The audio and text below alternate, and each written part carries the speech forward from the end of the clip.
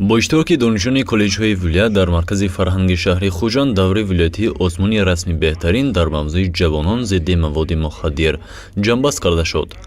در رسم جنبستی آزمون معاون سردار ریاستی اگنتی نظارت مواد نشاوری نزد پرزیدنت جمهوری تاجیکستان در ولایت سوغد، سردار ریاستی کار با جوانان و ورزش ولایت و همزمان سردار ریاستی معارف ولایت سوغد اشتراک نمودند. اطلاع داده شد که یکی از سبب‌های دست زدن به جنایت‌های مخدراتی این ندانستن عاقبت عملی نشه جلابی با دست آوردن پول مفت، بیکاری، زودباوری، سطح پست زندگی به شمار می‌رود که شخص به خرید و فروش و استفاده آن مشغول می‌شود.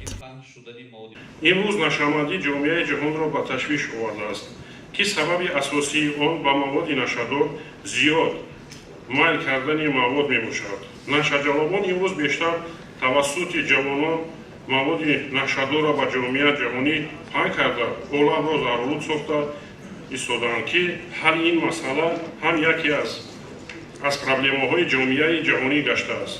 ما باید دانیم که استعمال مواد مخدر خطر گرفتارشوی به سکته دل، ضرورتشوی سرایت بیماری‌های نهایت و خطرناک و آسیب معینه سر به وجود می‌آورد. با مقصد پس نمودن سطح نشه‌جلابی و پیشگیری نمودن جوانان از این عمل پیوسته از جانب نهادهای دخلدار چهاربینی‌های گوناگون دایر کرده می‌شود. برگزاری آزمون ولایتی رسمی بهترین نیز یکی از آنها میباشد. دانشجویان از کالج‌های شهر و نواحی ولایت با رسمی خود در این آزمون اشتراک نموده موضوع خود را پیشنهاد اشتراکداران نمودند. آنها در رسمی خود موضوع تاثیر مواد مخدر به سلامتی، راه‌های پیشگیری، راه اصول‌های دور شدن از استعمال آن و دیگر پهلوهای این مسئله را در رسم‌هایشان انعکاس نمودند. طبق اطلاع پیشنهاد نموده مؤسسه‌های ساختاری نارکولوژی در دوره جنبستی سال 2021 در جمهوری تعداد عمومی نشه‌جلبان 5009 نفر را تشکیل داده است. از این شماره به خط گرفته شده 886 نفر به ولایت سوغد راست می آید که از این تعداد 22 نفر را زنان تشکیل می دهند. مسئولین ضمن جنبستی آزمون مراجعه نمودند که هیچ وقت به استفاده مواد مخدر میل نکنند زیرا آن به حیات و سلامتی خطری کلان می آورد.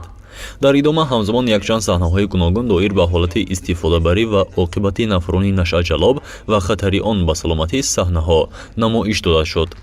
در فرجام چهاربینی باشد به غالیبانی آزمون تحفه‌های خاطروی تقدیم کرده شد. گزارش شمس نوروزوف و بهرام وهابوف برای برنامه اطلاعاتی امروز.